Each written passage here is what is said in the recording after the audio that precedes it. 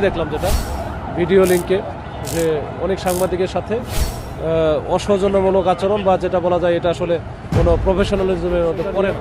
আমার কাছে মনে হয়েছে যে এটা আমরা পুলিশের দিক থেকে যারা এই কাজগুলো করছে এটা অবশ্যই কোনোভাবেই করতে পারে না এবং এটা মোটেও উচিত হয়। যারা এই ধরনের মন মানসিকতা পোষণ করে আমাদের সদস্যদের মধ্যে তাদেরকে আমরা আইডেন্টিফাই করতেছি, করে তারা এর বাইরেও যারা আছে তাদেরকেও আমরা এর ব্যাপারে সতর্ক করতে গিয়ে যেন সাংবাদিকদের সাথে কোনো রকম কোনো ভুল বোঝাবুঝির সৃষ্টি না হয় এবং যারা এটা করেছে তাদেরকেও আমরা যতটুকু এটা শাস্তির আওতায় নিয়ে আসা যায় আমরা তাকে নিয়ে আসবো।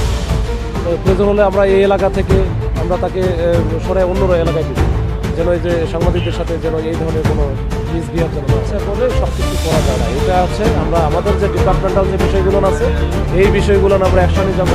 সেইটা যদি আমরা দেখি যে সে আসলে এখানে যেটা করছে সেটা হচ্ছে আমাদের যে বিধিবিধান যেটা সেটা ভঙ্গ করে কাজগুলো করছে, আমাদের কিন্তু ডিপার্টমেন্টাল অ্যাকশনের বিভাগীয় ব্যবস্থা আছে।